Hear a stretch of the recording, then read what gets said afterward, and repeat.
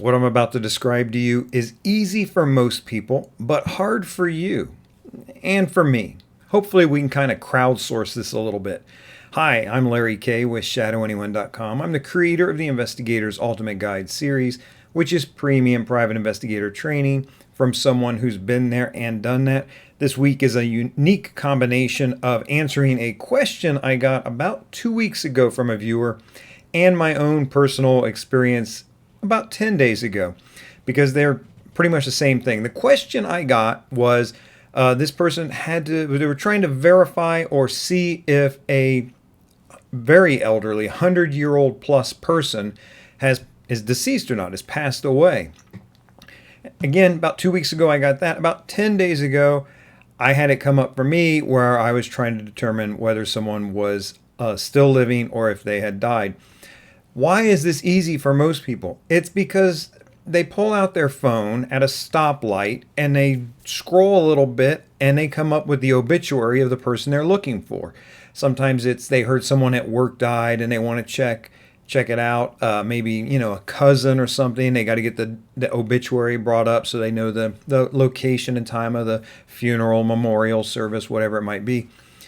But there are a lot of people that just slip through the cracks on these things with society, with life, and it's hard to tell whether they are alive or dead. It's hard for you and me because by the time a client comes to you with this, they've done all the easy stuff. So we get the more tricky ones. We get people who have kind of fallen off the map, who are off the grid as society has missed them. We've talked here about homeless people before, things like that. It just happens a lot. So we can give you some resources for determining if someone has passed away or not. My first stop when I'm looking for this is in the U.S. here is the Social Security Master Death Index. It's a great resource for a variety of reasons. And one of those is when someone dies, there is a Social Security death benefit that's paid out. It's about $250, and every funeral home, everybody files for that. It's just no one's passing up $250,000. It doesn't help a ton expense-wise when it comes to helping with a funeral, but everybody claims it, and so the Social Security Administration gets a very good list of people who have passed away. So that's one reason that it's a nice, thorough list. Used to be quick, simple, easy to access this list. I don't even think right now it's available through the Social Security Administration website. Maybe it is, but it is available through a lot of genealogy websites. Now, for reasons I don't fully understand, I think it's anti-fraud type stuff. They are always a few years behind. Like they deny that last few years, like the last 6 years will be hard to find. But from 1935 till about 6 years ago, it's easy to find a free resource online where you can punch in a name. You can use wildcards, a variety of names, and try to determine if that person's passed away or not. It'll give you the state that they last resided in, date of death. You can find birth date. So you're going to be able to narrow down when you have a list of people. You're going to be able to narrow down, is this my person or not? And sometimes finding even just that last state that they lived in can lead you to other resources for this. So going to another resource, the county level Board of Health may have a death certificate filed with them. One place to look.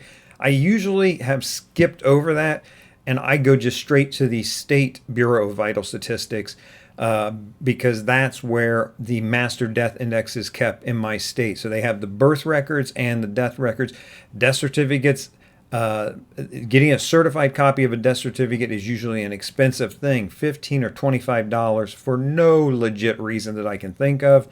And when people die, if you've ever been the executor of a state, you're going to need more of these than what you think you're going to need. So even when they're charging an obnoxious price and it's coming maybe through the funeral home with even a markup there, grab half a dozen. You're going to need them. But to just get a uncertified copy, if they will do that for you, and it drives me up the wall that sometimes they won't, but that should only cost you that nickel, that cost of actually making a photocopy. But no matter what, looking at the index, going through the records of deceased people, and seeing if your person is listed, which is frequently all you're going to need. You're not going to necessarily need a death certificate unless this is for a legal type thing. But if you find them in the death index for the State Bureau of Vital Statistics, there's another place that you can find a record if someone has passed away. The way I had to do it here recently was I was given the last known address of the person, and after some initial checking around just to see if the person had moved, if there was an updated address, I looked more closely at the address I was given, found a misspelling in the apartment names, and clients will always give you information that's a little bit off or wrong. It's surprising, but it happens a lot.